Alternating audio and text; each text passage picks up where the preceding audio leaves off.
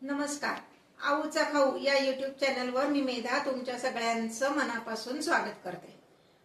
पुरी हा प्रकार आपण बऱ्याच वेळा करतो, बऱ्याच पद्धतीच्या करतो. आज मी तुम्हाला एक नवीन प्रकारची पुरी सांगणार आहे, ज्याचं नाव आहे पापड पुरी. चटपटीत, खमंग आणि पटकन होणारी अशी पापड पुरी. चला तर मग रेसिपी बघूया. चला आता आपण मुख्य रेसिपीकडे वळूयात. मी एक भांडा घेतलाय. ह्या भांड्याला मी आधी थोडंसं तेल लावून घेणार आहे, म्हणजे मग पीठ त्याला चिकटत नाही.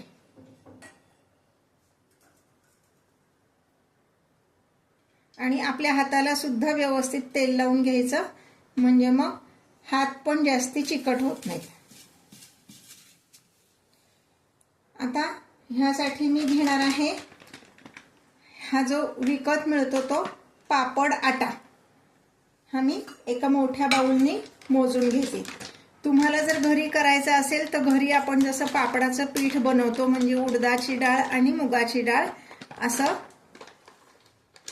निम्म निम्म घ्यायचं. म्हणजे अर्धा किलो उडदाची डाळ असेल तर अर्धा किलो मुगाची डाळ घ्यायची. स्वच्छ कापडाने पुसून घ्यायची, म्हणजे त्याचं पावडर बिवडर जाते. आणि गिरणीतून दळून आणायचं. दळून आणल्यानंतर त्यामध्ये पापडाचा मसाला घालायचा आणि त्याची ही पुरी आपण करणार आहोत. आत्ता मी एक मोठा बाउल भरून घेतली. ह्यात साधारण 10 ते 15 होतात. तुम्हाला जास्त हवा असेल तर तुम्ही जास्ती घेतलं तरी चालेल. आता ह्यामध्ये सगळा मसाला घातलेलाच असतो. जेव्हा आपण विकतचं पीठ आणतो तेव्हा घरी करायचं असेल तर मग आपल्याला त्यामध्ये पापड खार, मिरे आणि मीठ एवढंच घालायचे, बाकी हिंग एवढंच घालायचे, बाकी काही घालायचं नाहीये. आता मी हे विकतचं पीठ वापरते आणि हे आपण पाणी घालून भिजवून घेऊया. हे काही खूप घट्ट भिजायला हवं असं नाही, पण फार सैल पण नको, म्हणजे पोळ्यांचं असतं तितपत पण नाही. त्याच्यापेक्षा थोडंसं घट्ट, आपल्या नेहमीच्या पुऱ्यांचं जसं असतं तसंच हे पापडाचं पीठ आपण भिजवून घेणार आहोत. अंदाज घेत घेत पाणी घालायचंय, एकदम घालायचं नाहीये, कारण ह्याला पाणी खूप कमी पुरतं. हे भांड्याला तेल लावून घेतल्यामुळं भांड्याला पण पीठ वाया गेलं नाही, आणि हातालाही तेल लावल्यामुळं हातालाही फारसं पीठ चिकटलेलं नाहीये. किंचित तेलाचा हात लावून हे आपण एक 5 मिनिट बाजूला ठेवणार आहोत, म्हणजे मग ते व्यवस्थित मुरेल. आता आपण ह्याला थोडासा तेलाचा हात लावून घेणार आहोत, फार नाही, म्हणजे हाताचं पीठ सगळं आपलं निघतं.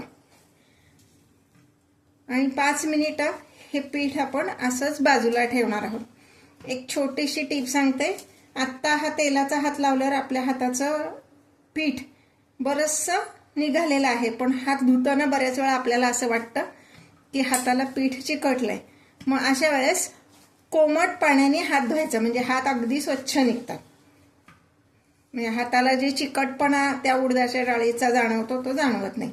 हे आता 5 मिनिट मी हे पीठ असंच ठेवते आणि 5 मिनिटानंतर आपण ह्याच्या पुऱ्या करणार आहोत.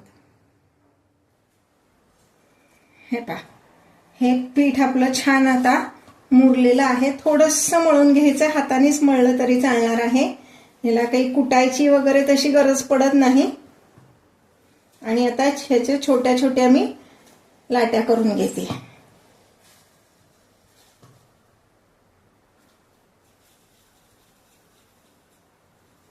अशा छोट्या केल्यात तरी चालतील. पुऱ्या फार मोठ्या करायच्या नाहीये, छोट्या छोट्याच करायच्या.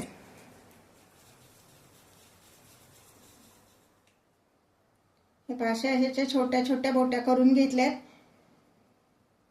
पीठ न लावता किंचित तेलाचा हात लावून आपण ह्याच्या पुऱ्या लाटून घेणार आहोत. फार मोठ्या पुऱ्या करायच्या नाही, छोट्या छोट्याच करायच्या आहेत. हे जे पापड आहेत ना, तुम्ही अगदी वरण भात नुसता खायचा असेल, खिचडी किंवा मेथकूट भात ह्याच्याबरोबर तोंडी लावणं म्हणून सुद्धा खाऊ शकता, किंवा एरवी छान खायला चटपटीत काही हवा असेल तरी सुद्धा तुम्ही ह्या पद्धतीच्या ह्या पुऱ्या करून खाऊ शकता. एकीकडे मी गॅसवर तेल तापत ठेवलेलं आहे, तोपर्यंत जरा मी ह्या पुऱ्या सगळ्या लाटून घेते, म्हणजे मग एकदा तळायला सुरुवात केली की पटापट तळून होते. तेल व्यवस्थित तापलेलं आहे. मी ह्या पुऱ्या लाटून घेतल्यात, त्या आपण आता तळून बघणार आहोत.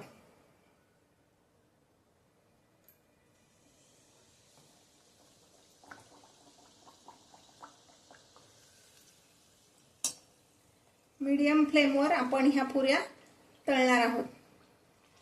गॅस फार मोठा करायचा नाहीये, नाहीतर मग त्या करपतात.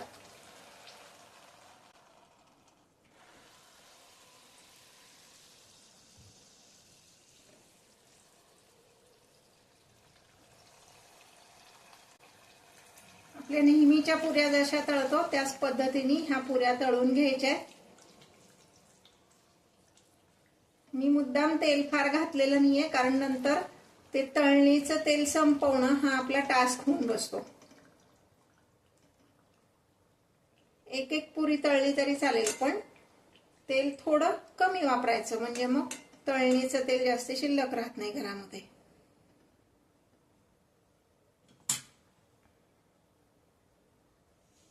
मी ज्या रेसिपीज तुम्हाला दाखवते त्या जर तुम्हाला आवडत असतील तर माझ्या चॅनलला लाईक, शेअर आणि सबस्क्राईब करायला विसरू नका.